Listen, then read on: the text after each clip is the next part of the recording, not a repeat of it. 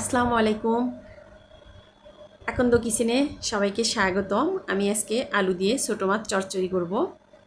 প্রথমে দিয়ে দিলাম স্বাদ অনুযায়ী লবণ, কাঁচামরিচ কুচি আর দিয়ে দিব পেঁয়াজ কুচি। পেঁয়াজের কুচিটা আমি একটু বেশি পরিমাণে নিয়েছি। ছোটো মাছ চচ্চড়িতে পেঁয়াজ কুচি একটু বেশি পরিমাণে দিলে খেতে কিন্তু বেশি ভালো লাগে। দিয়ে দিব হলুদের গুঁড়া আর রান্নার সাদা তেল।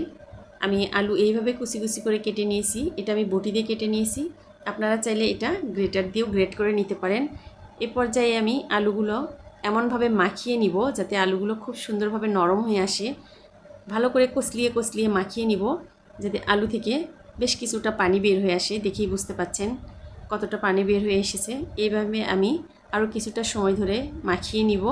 এ পর্যায়ে এসে দিয়ে দিব ছোটো মাছগুলোতে আমি একটু লবণ আর হলুদ মেখে রেখে দিয়েছিলাম প্রায় 10 মিনিটের মতো।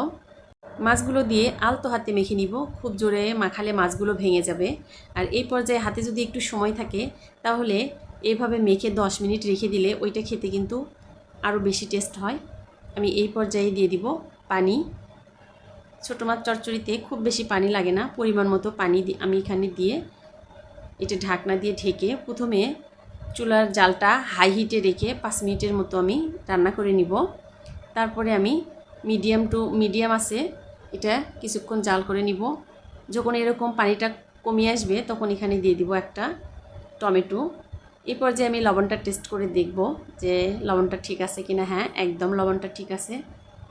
নামানোর আগে দিয়ে দিব ধনিয়া পাতা কুচি। হাতের কাছে না থাকলে কোনো সমস্যা নাই, তবে ধনিয়া পাতা কুচি দিলে এই রকম ছোটো মাছের তরকারি খেতে আরও বেশি মজা হয়। আমি একটু ঝুঁকিয়ে দিলাম, নিচে যদি লেগে যায় তাহলে আলগা হয়ে যাবে। এটা চামিচ দিয়ে বা খন্তা দিয়ে নেড়ে দিলে তখন কিন্তু আবার মাছগুলো ভেঙে যাওয়ার সম্ভাবনা থাকে। যখন উপরে এরকম তেল উঠে আসবে তখন বুঝে নিতে হবে হ্যাঁ রান্নাটা কমপ্লিট। আমি এই পর্যায়ে এটা নামিয়ে নিব।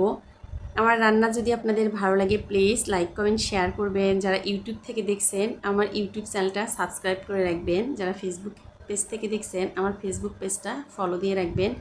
লাইক কমেন্ট শেয়ার করবেন। আপনাদের একটা লাইক কমেন্ট শেয়ার আমাকে আরও কাজের প্রতি উৎসাহ বাড়িয়ে দেয়।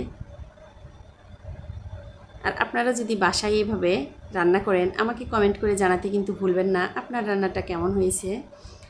আল্লাহ হাফেজ।